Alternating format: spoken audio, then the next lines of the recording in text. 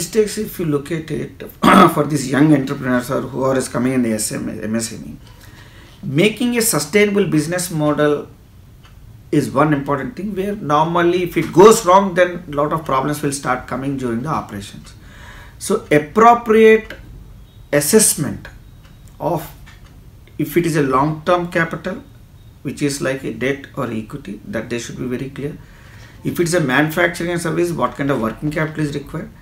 That is, these two has to be estimated properly based on what is the output is going to sell. There is no point in putting too much of a capex of doing a business which cannot sustain. So it should be flexible and scalable. I think this actually whoever advises them has to tell. Normally when they do this one, they want to do it in a very big way. I think that's the biggest mistake they do it. So they have to do small, you start, sustain it, then start expanding it in this one. So you have to make a business plan and create the asset in such a way, going forward, the risks are minimized.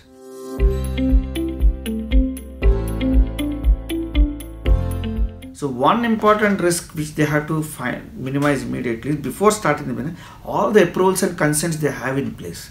If that is not there and you start, and suppose a pollution control has not come, you have done everything, and if it doesn't come, then it will become a problem.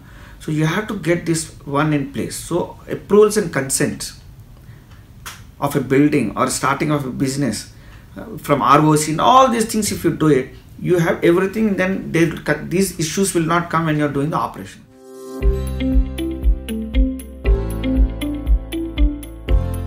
When coming to the operations, how effectively you manage your plant and machinery, how good the team you are going to put in place, relevant people, that should be there. Neither understaffed nor overstaffed, so it should be optimal.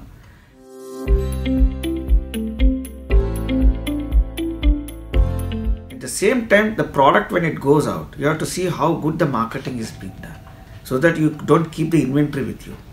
So these things you have to plan it, how much actually you have orders in hand and what is the potential or continuously doing it, so that you know the working capital can be adjusted according to this.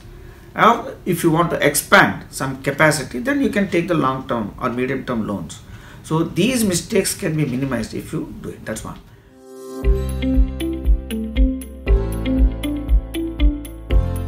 Finally, what matters is quality of service. Today it's a competitive world.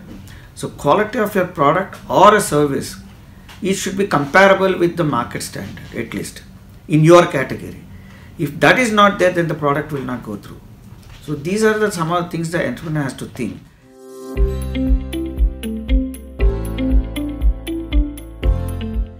At the same time, he may be a technical person. Then he should be very clear whom he is going to appoint as his financial person. Lot of mistakes happen only in the financial area.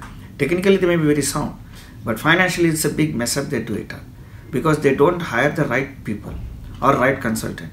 So they should be very careful whom they select, so that financially the monitoring is also happening along with what the manufacturing is doing or what the market is. So these should be aligned, so the financials are correct.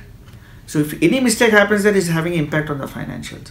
So the business planning and monitoring and these other ingredients of the product, if they take care, I think the mistakes can be minimized. Most of the problems are these.